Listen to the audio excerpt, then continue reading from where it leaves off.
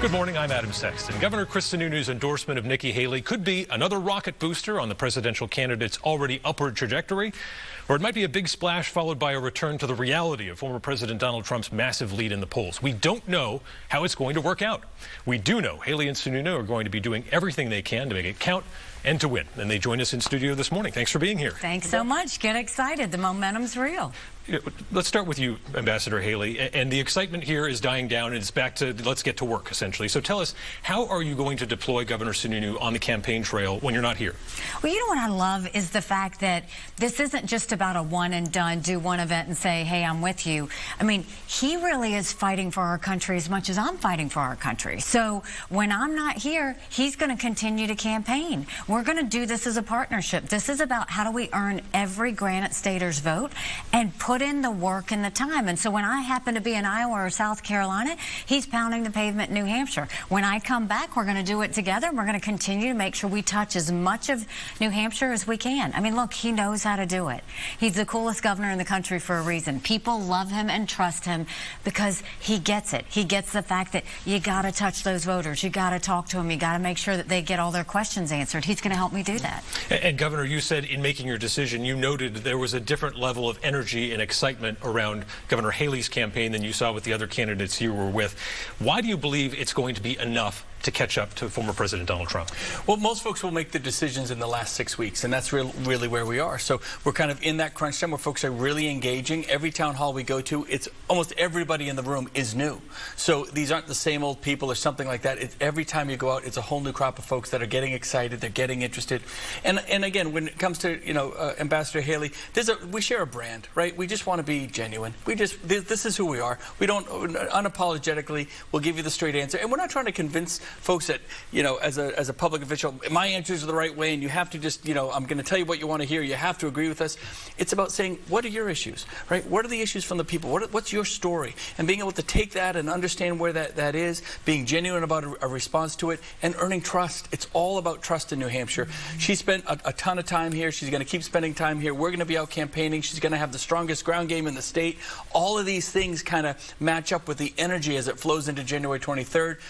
You're going to have, she's been obviously as a strong conservative that isn't scary to the other side and all that sort of thing. People are excited, and I think you're going to see a record turnout on January 23rd. All that adds up to, I think, a big win for Nikki. And Ambassador, at your events, those voters who come out, invariably we hear that question, gosh, why aren't you tougher on President Trump? And you've said all the time that you're critical when you need to be and complimentary when you need to be. But if this does turn into a one-on-one matchup, are you ready to accept the challenge of direct confrontation with Trump? Absolutely. I want to see him and be with him on a debate stage. I want to make sure we have that opportunity. I want to make sure that voters know what their options are. I mean, the reality is, I think President Trump was the right president at the right time. I agree with a lot of his policies. But the issue that we're dealing with now is the reality that chaos follows him.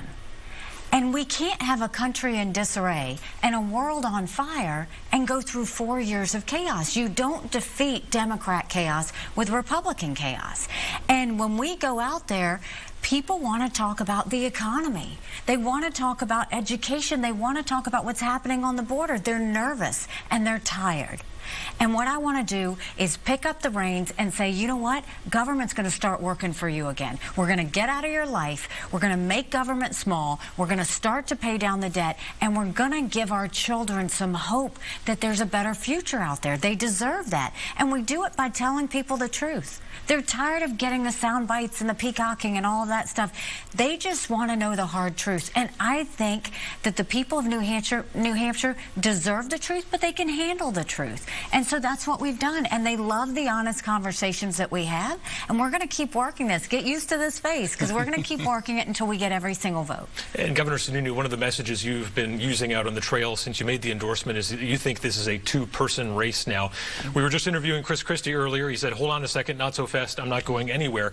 Does Governor Haley need his block of voters to win? And how much work are you going to do to try to peel them off and convince them to join you? Yeah, well, again, I think a lot of folks are still undecided on this one. And New Hampshire wants it to be narrowed down. It is going to be narrowed down. It is a two-person race between Nikki Haley and Donald Trump.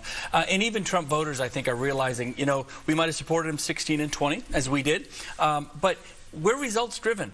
We want accountability with our elected officials. So inflation is crushing families across this country. Here in New Hampshire, right, the border needs to be secured, and you need a president that's going to give 120% of their time, without the distractions, without the chaos, without this legal meringuing that's going to go on for years and years for the former president. He's going to have to deal with that. Whether you agree that it should have happened or not, that doesn't matter. He's just going to have to deal with it. But we need a president, if we're going to get the country back on track, that is laser focused on this stuff, that can work with Congress, no matter what hand they're dealt. Democrat, Republican Congress, we don't know what it's going to be. Leadership gets it done every time. Real leadership can get that done. That's what Nikki brings to the table. As a former governor, that, you know, obviously we're quite connected in that because there's accountability in that. There's a sense of customer service in that. Imagine having that in the White House, a real sense of the individual comes first, of customer service comes first, as opposed to just 30,000 feet, you know, worrying about the policy.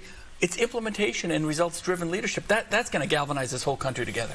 Ambassador Haley, Governor Christie keeps criticizing you on the issue of abortion, saying you're trying to have the issue one way in Iowa and another way in New Hampshire, essentially with a more conservative message in Iowa for socially conservative voters, and then a more nuanced message here in New Hampshire, which is a little bit more pro-choice. Obviously, this is a complex issue post-Dobbs, and there are different realities in different states, but how can you be a consistent pro-life conservative and accept that blue states can have abortion on demand? You know, I've been so consistent on that. Chris says that, but he's not acknowledging the fact I was asked two different questions. So the first question was, if your state of South Carolina, if the people decided they wanted a 6-week, you know, abortion bill, would you go along with it? Of course, you support what the people want. I would do that. But if it's a federal law, we have to have the reality that the only way we're going to get anything done is through consensus. So I wish every state was pro-life. I'm unapologetically pro-life. But guess what? Those states that are going pro-choice, the people decided, and I respect that, and that's where it should be. It should be in the hands of the people. When it comes to a federal law, let's focus on how do we save as many babies as we can and support as many moms as we can, and we do that with consensus. You can't get a law without 60 Senate votes. So let's get consensus on just banning late-term abortions, on encouraging adoptions, on making sure contraception is accessible, to make sure that no woman who gets an abortion goes to jail or gets the death penalty. Let's be consistent on that. That's what I've said from the very beginning. I'm not going to demonize this issue. I'm going to humanize it. And the fellas have not known how to talk about this. I do know how to talk about it because I know it's personal for every woman and every man, and it needs to be treated with the respect it deserves. On energy, Ambassador Haley, if you're the president, how much of President Biden's green energy plan do you retain? It's interesting because when I was at the United Nations, Russia, China, and Iran never wanted us to have two things. They never wanted us to have a strong military, and they never wanted us to be energy independent. We will be energy dominant. We will make our energy sector an economic powerhouse. We'll get the EPA out of the way. Right now, they worry more about sagebrush lizards than they do about people affording their power bill. We'll make sure that we speed up permitting. We'll make sure we partner with our producers. We'll do the Keystone Pipeline. We'll export as much liquefied natural gas, and we will roll back every bit of Biden's green subsidies, because that's not doing any of us any good. We're going to start focusing on small businesses, on our economy, on energy, and making sure that people feel like they've got that economic freedom again. And if I may, you know what comes from that? Inflation. Energy is one of the biggest drivers of inflation when it comes to food costs, transportation costs. All of this is driven around energy, and Biden just ignores it completely. So all these families, Republican, Democrat, Independent, everyone feels inflation the same way. So to have that energy independence and to make it a driver of our economy as opposed to something we're almost fearful of on a political issue, that's really the answer. Everything starts really coming in line when you do that. It doesn't mean you don't do we have solar and wind and all these amazing hydro projects. These are great projects. They'll all continue. Well, it's all above the... If you're going to roll it back, does that mean canceling the offshore wind project for here in New Hampshire? Well, I think what you want to look at is we want all types, right? We want as much energy as we can. We're not going to play favorites in deciding which one's better than the other. We want them all. And you do whatever it takes to have them all. The problem, if you look at Biden's green subsidies, is here you had basically mandating people to have electric cars by 2030. We don't even have the infrastructure for that. And I'm not talking about charging stations. Electric vehicles are heavy. Our roads and bridges couldn't handle it. You can't go and force people to do something you want them to do in the name of environment. People don't respond well to that. What you can do is give them information. You can let them make the decision for themselves. And what Biden has done is he's focused too much on what the U.S. isn't doing.